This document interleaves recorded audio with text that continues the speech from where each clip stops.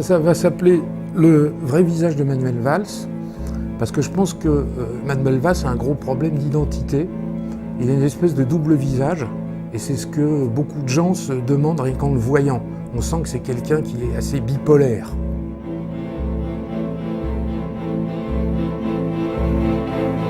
Manuel Valls, pour moi, est une espèce de double histoire. C'est quelqu'un qui a réécrit sa propre histoire. Donc j'ai pris à peu près tout ce qui était disponible sur la question. Il y avait toute une série de documents qui étaient disponibles, puisque son père était un peintre connu. Et c'est toujours très agréable de recevoir un prix, surtout quand on n'en a pas l'habitude. Et ça fait un grand plaisir quand même. Beaucoup de gens, Manuel Valls le dit parfois, mais en général le laisse dire, il se présente comme fils d'un réfugié antifranquiste. Il faut quand même rappeler que Manuel Valls est né dans les années 60 en Espagne. Donc c'était donc à l'époque du général Franco et du franquisme.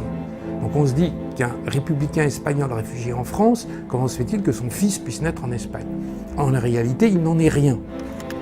La famille de Manuel Valls est une famille de la très haute bourgeoisie catholique catalane. Son grand-père a participé à la fondation du plus important journal catholique conservateur de Catalogne. Ce journal a été interdit en 1936 par ce qu'on appelle les Rouges, c'est-à-dire les communistes, les trotskistes, alliés pour l'occasion avec les socialistes. Donc il n'y avait absolument aucune raison que son père quitte l'Espagne en 1951 et soit présenté comme un réfugié antifranquiste. Les vrais réfugiés antifranquistes, ils sont partis à la fin de la guerre civile espagnole, c'est-à-dire en 1939. Donc c'est déjà une réécriture à cause de son histoire politique. La deuxième, c'est l'histoire de sa mère, qui est une famille de la riche bourgeoisie tessine, qui s'est enrichie grâce au trafic de l'or colonial au Sierra Leone. Sa famille possédait des commerces, des hôtels, des immeubles, des mines d'or. Donc c'est une famille qui a strictement rien à voir avec ce qu'on pourrait appeler le socialisme, même boboisé. À 18 ans, j'étais déjà social-démocrate, une gauche responsable, le parler vrai, l'éthique de vérité. C'est quoi être de gauche? C'est lutter contre les inégalités.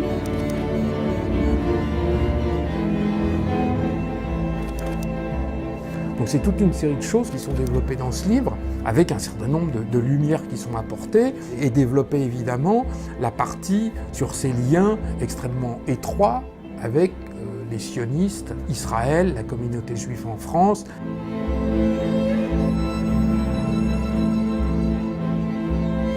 Alors, c'est un véritable sioniste de combat. Lui-même a dit dans un discours filmé qui a fait, on peut dire, beaucoup de buzz sur Internet, qu'il était lié de manière éternelle à la communauté juive et à Israël. Par ma femme, je suis lié de manière éternelle à la communauté juive et à Israël, quand même. Cet homme qui est très entier dans ce discours, qui tape sur la table, qui à un moment dit merde, mais quand même. Merde, quand même. Enfin, un homme de conviction, un homme dans lequel on croit. Accompagné membres de la communauté juive qui se rendaient à la synagogue d'Évry. Or, ce que les gens ignorent totalement, c'est que cet engagement en faveur d'Israël de Manuel Valls est quelque chose d'extrêmement récent. Cet engagement a environ 5 ans. Et tout ce qui s'est produit avant, c'est-à-dire en gros de 1980 à 2008 au moins, Manuel Valls est engagé exactement de la même manière, mais en faveur du peuple palestinien. Ce qui a été gommé, ce qui ne figure dans aucune biographie, les journalistes qui savent ne veulent pas que ça se sache et personne n'en parle. Or, il y a des écrits qui existent, il y a des documents qui existent, et ce sont des choses qui sont publiées à l'intérieur du vrai visage de Manuel Valls. Et donc je vous ai donné la primeur d'une vidéo stupéfiante que j'ai découverte, où Manuel Valls, en 2008, plante un arbre, un olivier, en faveur du peuple palestinien, et où il prononce un discours filmé qu'il suffit de regarder. Je pense évidemment peut-être d'abord aux habitants de la bande de Gaza, enfermés, qui vivent une situation infernale dans tous les sens du terme.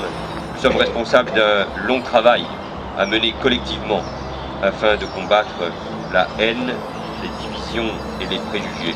Et tout ça sur fond de drapeau palestinien. On a l'impression de rêver, puisque aujourd'hui, il est invité régulier du dîner de gala du CRIF, il se produit au Fonds social juif unifié, il est bien reçu par le Congrès juif mondial, et je dirais que dans les milieux dissidents, c'est cette image très sioniste qu'on connaît Manuel Valls. Parce que l'antisionisme, c'est la porte ouverte à l'antisémitisme.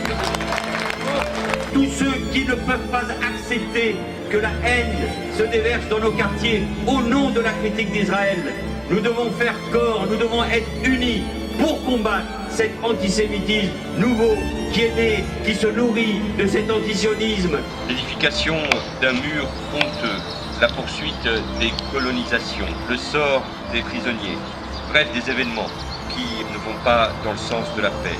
Mais cette critique de l'État d'Israël, basée sur l'antisionisme, c'est l'antisémitisme d'aujourd'hui. Tous les documents existent, Libération sait, TF1 sait, Mediapart sait, Politis sait, Le Monde bien sûr sait, que cet homme a eu un engagement extrême en faveur de la Palestine, et personne ne le rappelle aujourd'hui, n'ose le rappeler, et tout le monde surtout la tue et caché, tout simplement parce que ça serait mauvais pour la carrière de Manuel Valls.